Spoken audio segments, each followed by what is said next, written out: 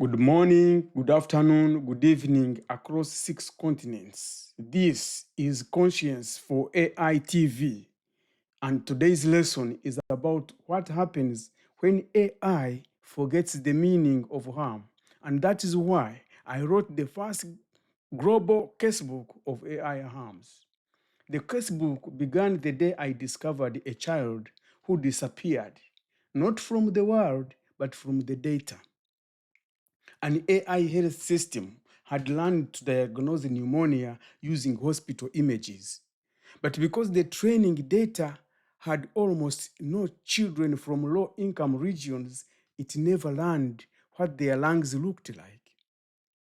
When one such child was scanned, the system said normal. 2 days later, the child died. No one was blamed. The engineers said the dataset was non-representative. The hospital said the algorithm had performed within acceptable margins, but the mother said nothing because no one ever told her that a machine, not a doctor, had decided. That was the moment I understood. AI does not just fail statistically, it fails morally. I wrote the first global casebook of AI harms for that child, and for every silence that technology calls progress. If you build AGI without this value, here is what will happen. There is a phrase that travels quietly through technical papers: acceptable margin of error. It sounds reasonable until it becomes a eulogy. I learned that our machines had achieved accuracy but escaped accountability. They could classify a lung and miss a life. When those misses clustered around the poor, the dark-skinned, the undocumented, the rural, the disabled, the failures remained technical, not ethical. Statistics survived, children didn't. I realized the harm wasn't an anomaly, it was a pattern, repeating across the 100 sectors where AI now resides: hospitals, classrooms, courts, borders, farms, factories, banks, and battlefields. A language model erases an indigenous massacre because the archive that trained it never considered those dead worth remembering.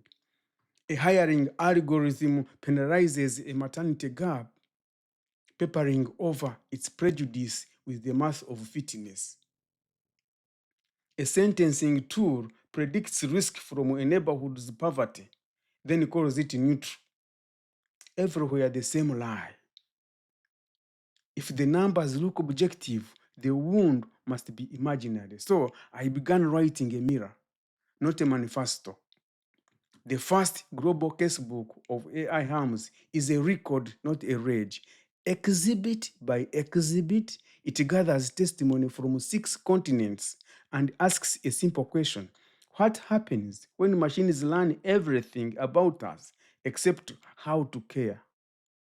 The answers are not theatrical, they are administrative.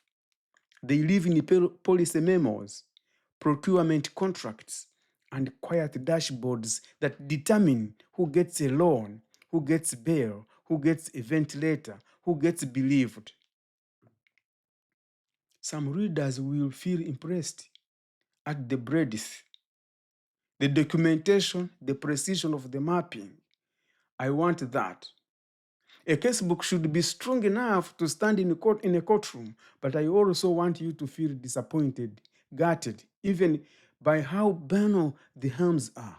Not a single killer robot required, just spreadsheets, just settings, just a checkbox that defaults to exclusion. We are not losing control of technology. We are surrendering our moral imagination of what control should mean. This casebook argues 3 things. 1, AI is historical, not neutral. Every dataset carries a worldview. Every model inherits a lineage. If the past is unjust and you train on it, And critically, you are not predicting the future, you are preserving a crime scene. 2. Ethical failure is a governance choice. When a hospital deploys a model without informed consent, when a court cannot explain a score that cages a life, when a ministry buys surveillance that confuses poverty with threat, these are not bugs. They are policies written in code. Repair requires memory. If harm is not collected, audited, and taught, it will recur with greater speed. Memory is not storage, it is a duty. A civilization that forgets its wounds will automate them. That is why I wrote this casebook. And that is what this casebook does more than indict. It prescribes right to be told when a machine participates in a decision about your life, and the right to opt for a human path, harm registries in health, justice, and education, public ledgers of algorithmic injury with remediation timelines and penalties for silence, pre-deployment moral trials for high-risk systems with adversarial conscience-ready teams that include patients, defendants, teachers, and elders, not just engineers. Indigenous and community protocols embedded by design. So AI learns from traditions that treat memory as a sacred stewardship, not mere recall. The URRP curriculum training machines to recognize dignity, mercy, refusal, forgiveness, and truth as operational constraints, not optional afterthoughts. This work is not anti-technology. It is anti-amnesia. I admire the brilliance of our era, but brilliance without conscience is a refinery of harm. The casebook exists so that students, policymakers, developers lose the alibi of ignorance. When the next generation of systems begins to arbitrate life, freedom, and truth, let no one say, we didn't know. The warnings were here, not as prediction, but as evidence. If you feel both awe and anger by the end, then the book has done its job. Awe at what we can build, anger at what we have tolerated, disappointment that we needed a casebook at all, hope that having written it, we may never need another, because technology is not destiny, it is character. Every line of code is a moral sentence about what life is worth.